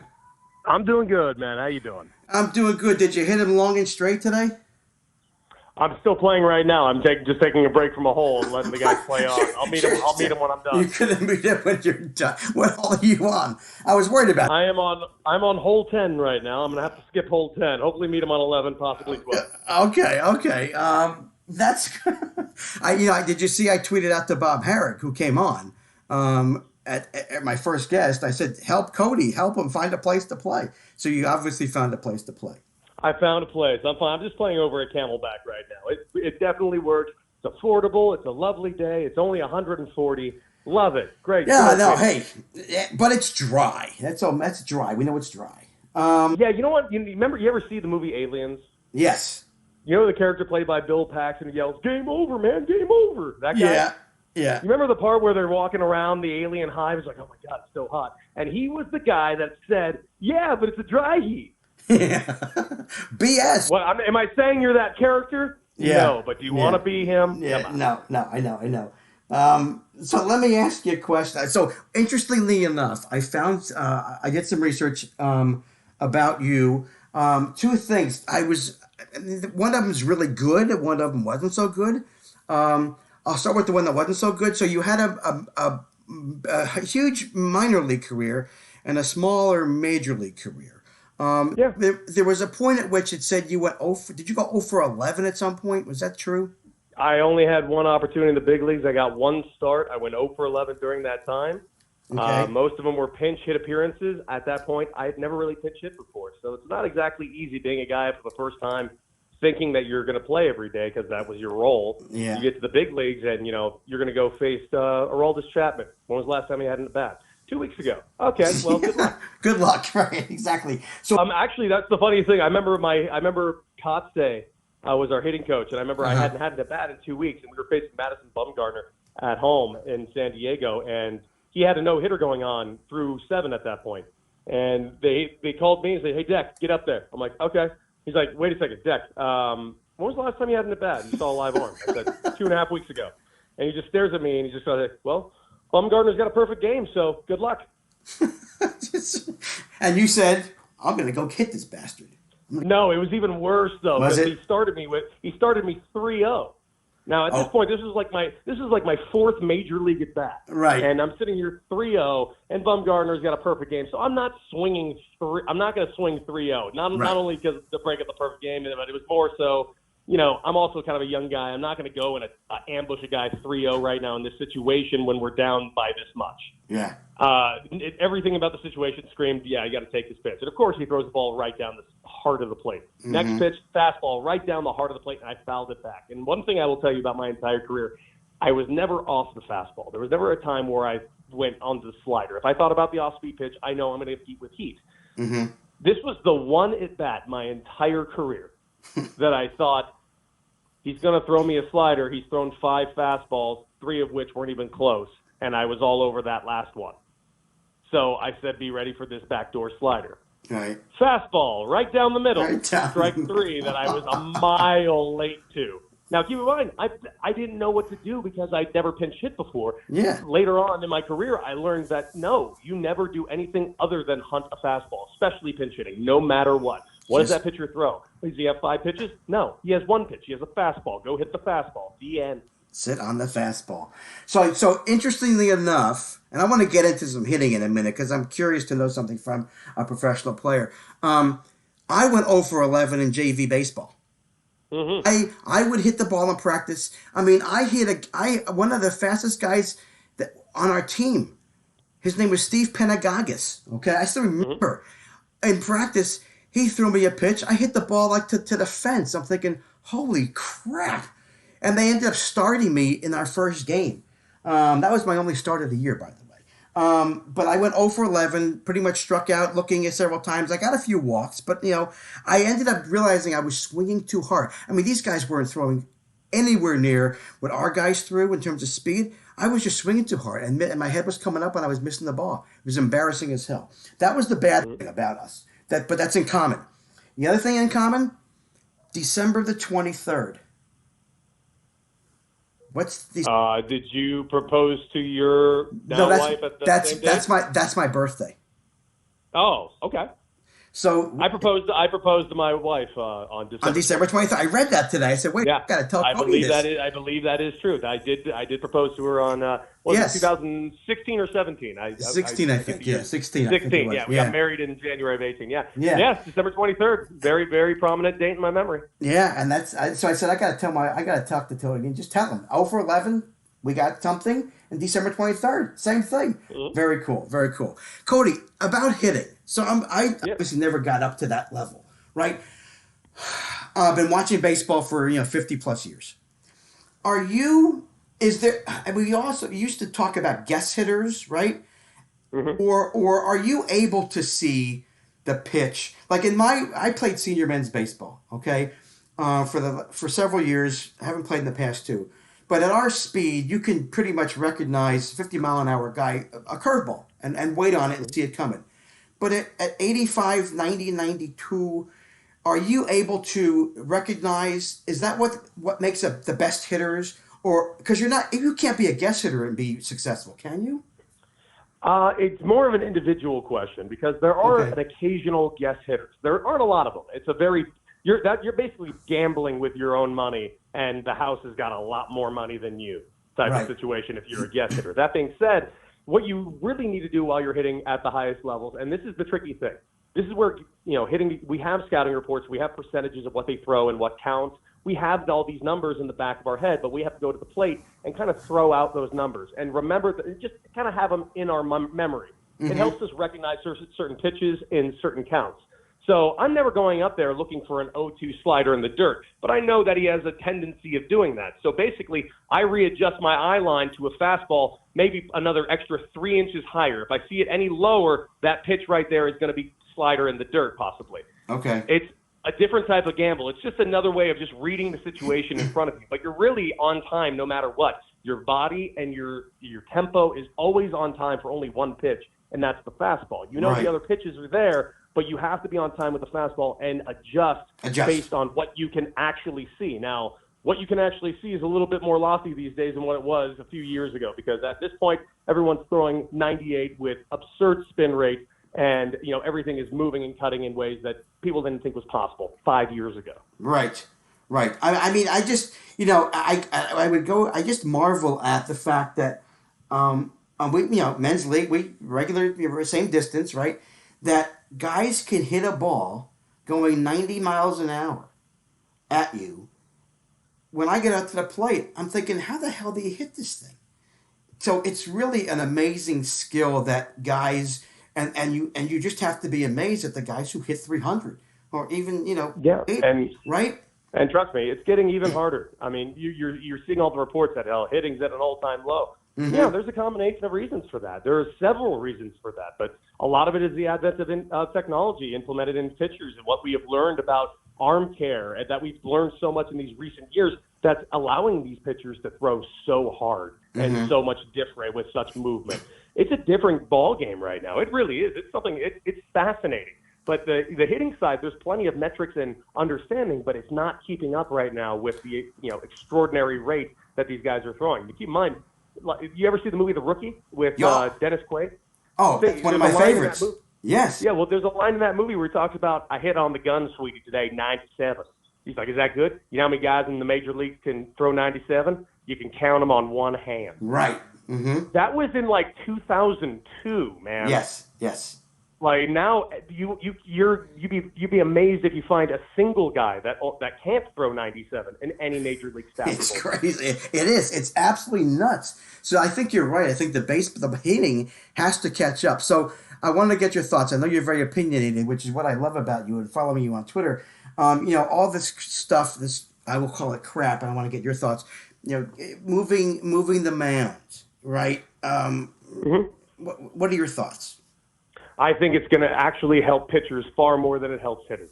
Oh, really? The one thing, by far, I think you think the numbers are bad now. Wait till I'm very interested to see what happens in the Atlantic League this year, because you have to understand it's not just speed. Moving back 1 foot is only going to change the velocity only a very little amount. It's not going to turn these 98s to a 93 or a 94. It's going to be 98 or 97.6. Right. It's not going to be that drastic. But you're also allowing the pitch to get a few more revolutions, which means the spin rate could possibly go up. And you're seeing balls move right now. Go look at Twitter right now and see like a pitching ninja video where he's breaking down DeGrom's movement or overlapping those movements.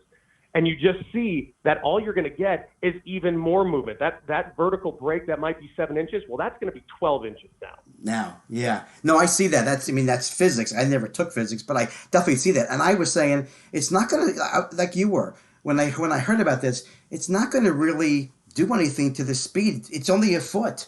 How is it going to do anything to that's negligible? So I'm right. And let's not forget, let's not pretend that walks aren't also most likely going to go up. And I don't think anyone came to Major League Baseball games. No one's paying for MLB TV to see people walking left and right. Right. Correct. Absolutely.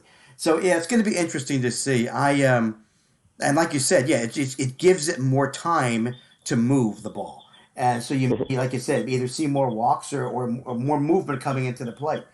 So what are your thoughts about what's going on with baseball? This stupid, or do you like this extra inning rule? I forget what. Yes, I do. In fact, you do like it. Yes, I do, and I will explain to you why I like it. I'm going to ask you why. That's good. Yes, you got to understand. I had the same feeling everyone else did when this rule was first announced. But this rule was first announced in 2018 and implemented in the AAA level. The idea was to save AAA arms because of, we had their taxi squads, and AAA arms are constantly taxed, really taxed, and always shorthanded. So when we started implementing the rule, I thought it was just the dumbest thing in the world until I started realizing the amount of strategy we had to go into this. It reminded me very much of the college football overtime rule. Mm-hmm. If you're going for one run, you can manufacture that run. You can bunt them over. You can just get them over with a hit to the right side. You can squeeze them in, sack fly, get a base hit. There are so many ways to get this run in to home plate, and your manager has the opportunity to call plays. The other manager has to call plays to defend it. There is an abundance of strategy and high-stakes situations that you are immediately put into. And I love that because, quite frankly, those moments, only happen every few games. Right now, we're just getting them every game there's an extra inning game. And I'm actually really digging it. Now, it also saves arms, man. The big thing, saves arms, big time. They've done, after 2 years of this whole thing, the percentage of how many games are ending strictly in the 10th inning has gone up 23%. I mean, it's really a very good rule. And if people are talking about how they don't want a National League DH because, it takes a strategy out of baseball, well, here you go. This extra inning rule immediately gives you strategy. Throws in the strategy, yeah. I was surprised that they didn't go back to the DH this year, to the National League, like they thought they were going to. That's definitely coming.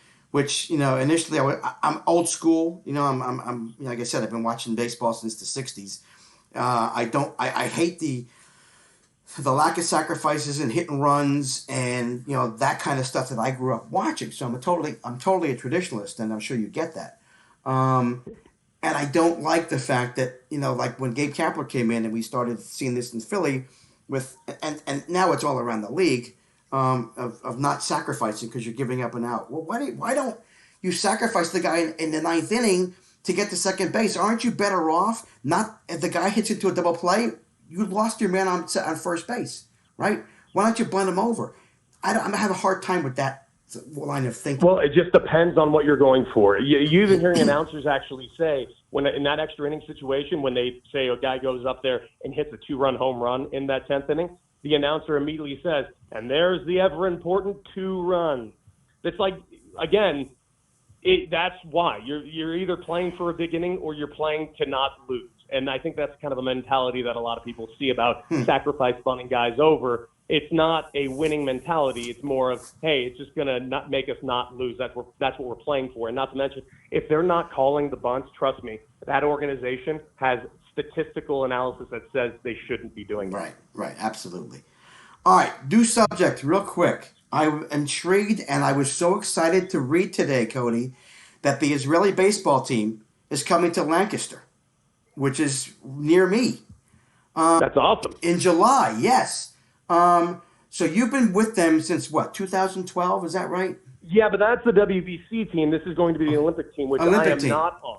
Okay. But I am not on that team. But I am friends with everyone that's on them, and I'm really excited for them. In fact, I'm currently in Phoenix right now getting ready to play an exhibition game with a lot of the players from my facilities to play against them. Yeah, I saw that. So I wanted to touch base. You being Jewish, I'm Jewish too. So it's you have that kind of kindred connection with folks. It's really so. So you got involved? You played with that. Give me a little quick history about how much you played with the Israeli team. Well, it started in 2012. We played in the qualifier in Jupiter, Florida. We lost one game in a double elimination tournament and somehow didn't move on. it never sat well with us. And so all of us came back to play in the next one. And when we won that qualifier in Brooklyn, and believe you me, playing in Brooklyn as Team Israel, we were definitely had a home team advantage. I'm sure you did. Yeah. Yeah, man, it was like it was like a bar mitzvah. I'm not kidding. It was awesome. But we played that game. And then obviously qualified, and we moved on to the tournament. And it was hilarious because ESPN had us to 200. Everyone had us 200-1 odds to win. ESPN wrote an article saying we were a bunch of has-beens and wannabes. And I'm looking up and down our roster, going, "You guys kidding me?" I'm looking at our roster just because we haven't all spent a ton of time in the major leagues. This is a full group of dudes who have been told their entire career they weren't good enough to stick. Right. And they all are good enough to stick. There was 1,000 home runs all up and down our lineup. We could hit. We were going to beat up on teams. And once we got in there, we were laughing that they were like, God, no one knows that we're about to beat them. I remember when I went out to go stretch, I just jumped out of the dugout saying, "They ain't ready, boys. They ain't ready." And then what first thing that happens? We go and we beat Korea. Then we go and we dismantle Chinese Taipei. And then the next game we face the Netherlands, the mighty Netherlands, who cannot be beaten. Look at that lineup. Yeah, we beat them 4-2. We are very, very good. We swept through the Korea tournament. Then we go over to Japan and we beat Cuba, who is known to be a baseball powerhouse. Right. We were 4-0, and then of course buzzsaw gets hit. Few choice decisions were made in the game and led to a lot of runs, unfortunately, and a few missed plays and a few missed pitches. We fall to Netherlands, who we beat the week earlier, and then we had lost a tough one over to Japan. It was, but the experience of it is. I mean, I'm giving you the quick rundown of it, but the experience of it. This is a group of guys that. It wasn't just that. I mean, it just happened to be that we were all Jewish, but this was a group of guys who were. I got the endless Crash Davis references my entire career. Right. And this team was filled with nothing but Crash Davis after Crash Davis after Crash Davis. We were just a bunch of smart veterans who knew we were better than everyone we were going to play. And we just wanted to show them that we could. Right. And we did.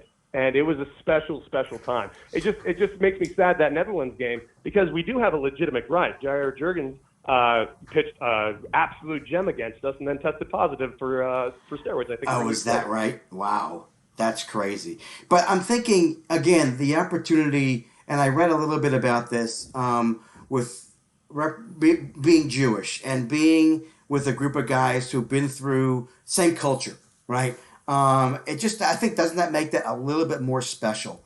Because you have that, like I said, a kindred thing. You and I, these small little things, but to be with fellow Jews who can talk the talk and talk about bar mitzvahs and cultures, it just makes it that much more closer, doesn't it?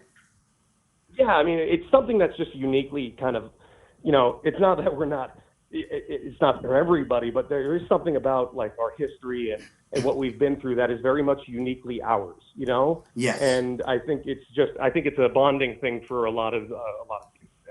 And, we kind of try to take care of each other because for a long time, not a lot of people did. Right. Exactly. So your tour, you're out there in Scottsdale right now. Right now. And playing golf. Is that the horn? They want you to come back? No, I don't. Okay. I don't care. Okay. I'm talking to you guys. Okay. I'm looking forward to what does the team look like? The Israeli. My group. You talking about the Israeli team right now? Yeah, They look good. yeah. I was there at their practice today. Ian Kinsler swinging it fantastically. Blake Galen just looks absolutely jacked. Ty Kelly with just always a wizard with the glove. Good old Just Ty. incredible. Yeah, great presence to have around no matter what. I mean, Josh Zeid. There's not enough words in the English language that can tell you what I think, how wonderful and a great competitor and a great person Josh Zeid is. He's just. I hope he goes and absolutely dominates, and I hope they get gold. They deserve it. They deserve a bunch it, of wonderful ball players who just have done nothing but work hard, treat people right, and play the game. I don't want to say right because I don't think there's a right way to play the game, but play the game in a way that I think they would be proud of going forward. Yeah, and I saw this today, and I said, you know what, this is an opportunity for me because I'm off in the summer to go to Lancaster and see the team. I'm excited about it. I got to get on there and find out when I can get tickets. Oh, they'll be excited to have you. You got to go over there and plus it's Lancaster. That's Blake Galen country right there. Oh, is that right? Okay. Oh man, the mayor of Lancaster himself. No, well, that's going to be fun. I'll try and seek him out when I get there at that point. But yeah, it's very exciting. Now, Cody, what do you do? You're in El Paso now, right? Is that where you are living? Mostly, yeah. I'm there between there and Los Angeles, but I'm pretty much spending 75% of my time in El Paso, doing all my work with the El Paso Board of Youth Athletic Association, and trying to get as many kids into college through baseball and softball. Yeah, it's great. So, what's your thoughts, real quickly? I'll let you go. How about, what are your thoughts? Because I'm a big proponent of, and I'm going to try this when I get down to Wilmington, of girls playing baseball. Justine Siegel with her Baseball for All. Oh yeah, Justine. Everything Justine's doing is awesome, and she's getting ready to work on. She's getting ready to work on a league of their own. I'm so happy for her. Justine is fighting for a really, really great cause. That I really, there are a lot of girls that do want to play baseball, and if there are ever in any area that I'm in, Los Angeles, El Paso, please reach out to me, and I'll do everything I can to help you. Yeah, that's great because, again, traditionalist. When I grew up, there weren't many sports for girls, even back in the 70s in high school. And then when I heard about baseball for all girls playing baseball, I was still kind of, really? Can they really? But you know what? And then I realized, what the hell? Why can't they? Why can't they? Yeah, they have softball, but if they want to play baseball and hit this ball, so I'm going to try when I get down to Wilmington, because there's no leagues down there for girls. I want to try and do that because I think it's important. I think it's great. It's a very cool. Spread this out, right? So, well, if you saw the world, I believe the Women's Baseball World Cup, I believe it was called. There was some incredibly talented women and some pretty good arms, man. It was fun to watch. But it was amazing to me. Like, why haven't I seen this before? Mm-hmm. That's a problem. If this has been going so far as that it's having national and international tournaments, how come it's not in front of my face? How come I'm not seeing it? I want to see it. Exactly, and that's what I've talked to several women, including Justine, that they're not getting any pub, they're not getting any publicity, and we've got to figure out a way to get them out in front of people, primarily girls, who say, "Wait a minute, I can do this too," right? They're all about seeing it and getting it out there, so the girls can say, "Well, I can identify with this woman because she's a girl, she looks like me," that kind of thing. Yeah, and I think it's a great cause, and I'm so proud of Justine and everything she's doing. Not that she needs to hear that. She's proud. I think she is just the best. She really has done such an incredible job. She works with so many people, and she's one of the biggest voices out there for it, and it's just the coolest. And also the fact that she's getting to work on A League of Their Own, which is one of the all-time great baseball movies. I'm fired up to see it. I know. So I have real quick, and I'm gonna let you go after this because we talk the same language. Crash Davis, League of Their Own. What's your favorite besides No Crying in Baseball? What's your favorite scene in that movie? Man, I mean, pick anything that Tom Hanks did in that movie. But I will say it's hard not to love his line when he got furious at Dottie when she said I had to stop because it was just too hard. Yes! And that line infuriated him that said it's supposed to be hard. If it wasn't hard, everyone would do it. It's the hard that makes it great. Yes, I get you just got me the chills, buddy. Yeah, that line exactly is one of the greatest sports lines in any sports movie ever said. It's that line and the end. Anything done by Denzel Washington in Remember the Titans. Those two are like the pinnacle coach performances to me. Right. And then my other favorite in League of Their Own. So Evelyn overthrows the cutoff man. He goes into the crying. There's no crying in baseball. In the championship game, she does it again. She comes over and he limps over, giving her the finger to come see him, and he says, "Next year, we're going to have to work on hitting the cutoff man." And she's so surprised. Yep. He doesn't yell at her. She goes, "Oh, okay, Mr. Duguid." And then he starts shaking with angst. He's shaking. It's the great. Yeah, I love that part. That performance is just perfect. It's amazing. Oh, my gosh.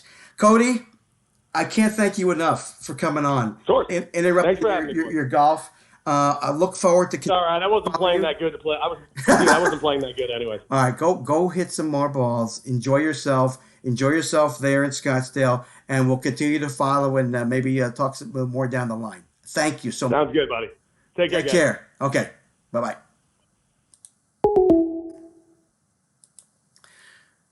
So some real fun stuff with Cody. He's speaking my language with the movies, doing a lot of good stuff, working with kids. Again, didn't have a great MLB career. Doesn't make a difference. He found what he wanted to do. 0 for 11 in the majors. Had a really good minor league career. I mean, he was drafted by the Padres, and he had a lot of good years if you look up his stats. But unfortunately for him, he couldn't put it together. But, he's obviously happy. He's gotten through it, and he's doing what he loves to do, and that is continue to do some fun things with baseball. All right, let me give you a little bit of information while you're still here about our next week's show. So I'm going to tell you real quick, first of all, again, before I do that, about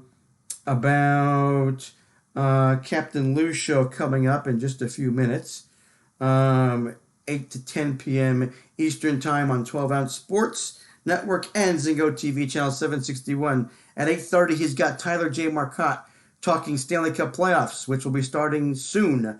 And then at 9:40, Todd Quarter, you can find him at Quarter Todd talking NFL draft, and then he's going to talk more about Major League Baseball and NBA play-in scenarios and the Aaron Rodgers drama. All right, so next week, hello, I'm looking for somebody here. I'm going to try and find what I need real quick. My first guest next week is the daughter of Willie Stargell. Dawn Stargell Moore is going to be coming on talking about her dad and what she's doing now as she works to continue to be a positive role model for not only women and girls too. My next guest will be Mark Roseman, sports talker out of New York City. We're going to talk Mets and Yankees baseball, and again the general state of baseball. And then Gary Livacari. Gary has a website called Baseball History Comes Alive. So we're going to talk to Gary a little bit about some baseball history, some Willie Mays, get his thoughts about the Negro Leagues, all sorts of good stuff there. So another good show coming up after that. Thank you for listening tonight and sticking with me here. Checking out another show real quickly. It shows in the future in terms of guests. Frank Russo has a book about Cooperstown, and we're going to talk about that on the 25th. Jonathan Fink, Baseball Gods Are Real. We're going to talk to him about that, and hoping to get Mike Kay on to talk some football. And then June 1st, we talk Phillies, see where they're at with Alex Carr. We bring back our football guru, our Eagles guru, Brendan Deeg, to talk about the Eagles on June the 1st, and Eric Reese talking about the Flyers. And that's it. So I want to thank my guests tonight. ESPN senior writer talking about golf, Bob Harrig, had a great conversation about the current state of the game, the PGA Championship, players, why players, we haven't had many double winners this year. We talked to Timothy Malcolm about his terrific book, Baseball Road Trips. And we just finished up talking to Cody Decker, former professional baseball player, about a lot of different topics, including the Israeli baseball team and his thoughts on the current state of baseball.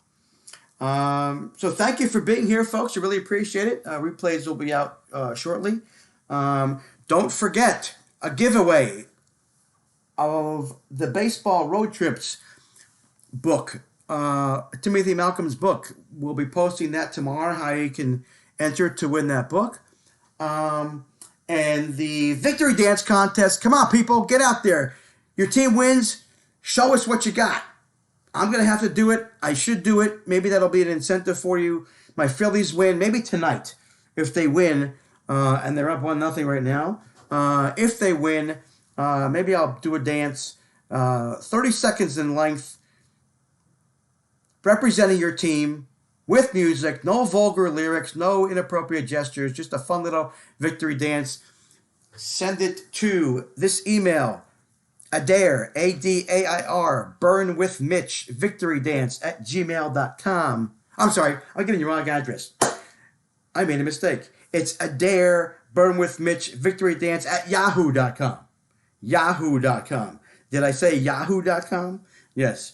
Adair, burnwithmitch, victory dance @yahoo.com. That's where you can send the information, your video. So thank you very much for being here. Real quickly, scores again. The second, that's good. Jace Anderson, he's got, let me see where he's at here. 40 pitches and 2 innings. Not bad. Phillies are up 1-0 on a Harper home run. Scores real quick.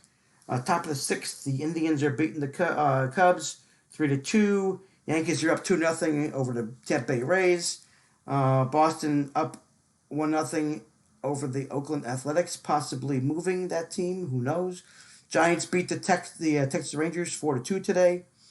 Let's see what else we got.